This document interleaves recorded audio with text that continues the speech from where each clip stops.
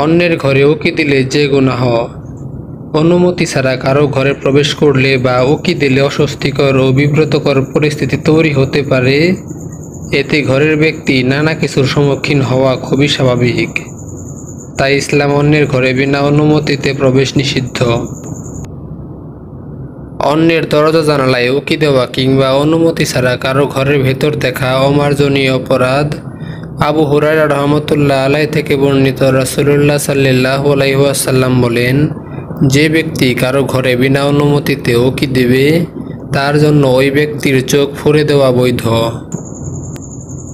অন্য হাদিসে এসেছে, রাসূলুল্লাহ সাল্লাল্লাহু আলাইহি ওয়াসাল্লাম বলেছেন, যদি কেউ তোমার ঘরে তোমার অনুমতি ছাড়া উকি দেয় আর তুমি পাথর মেরে তার চোখ ফুটো করে দাও, তাতে তোমার কোনো গুনাহ হবে না। এই হাদিসের ব্যাখ্যায় প্রত্যেক হাদিস বিশারদগণ ও মুজতাহিদ ইমামদের বক্তব্যে বিভিন্নতা রয়েছে। তবে অন্যের ঘর, দরজা, জানালা ইত্যাদি দিয়ে উকি দেওয়া যে পাপ, এই ব্যাপারে কোনো দ্বিমত নেই। ইমাম আবু হানিফা রহমতুল্লাহ আলাইহি মনে করেন, এই হাদিসের বক্তব্য হলো ধমকি স্বরূপ। কারো ঘরে কেউ অনুমতি ছাড়া উকি ঝুঁকি করলে ঘরের লোক যদি পাথর মেরে তার চোখ নষ্ট করে দেয় তাহলে এর ক্ষতিপূরণ দিতে হবে, তবে তার নিকট উকি দেওয়া নিশ্চয়ই অন্যায় ও বড় অপরাধ।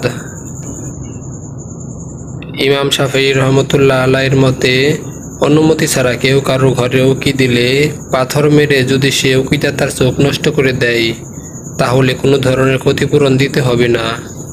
আর ইমাম আনাস ইবনে মালিক রহমতুল্লাহ আলাইহি বলেন, অন্যের ঘরে উকি দেওয়া পাপ হিসেবে বিবেচিত। রাসূল সাল্লাল্লাহু আলাইহি ওয়াসাল্লামের জীবনে এই হাদিসের উপর আমল করতে দেখা যায়। সালহ ইবনে সাদ রহমতুল্লাহ আলাইহি বলেন, একবার এক ব্যক্তি রাসূল সাল্লাল্লাহু আলাইহি ওয়াসাল্লামের কোনো এক ঘরে উকি দেয়। তখন রাসূল সাল্লাল্লাহু আলাইহি ওয়াসাল্লামের কাছে একটি মিদরা তথা এক ধরনের চিরুনি ছিল, যা দিয়ে তিনি তার মাথা আঁচড়াচ্ছিলেন। তখন রাসূল সাল্লাল্লাহু আলাইহি ওয়াসাল্লাম ধমকি স্বরূপ বলেন, আমি যদি জানতাম তুমি উকি দিচ্ছ তাহলে এটা দিয়ে তোমার চোখ ফুঁড়ে দিতাম। আর তাকানোর জন্য অনুমতি নেওয়ার বিধান দেওয়া হয়েছে।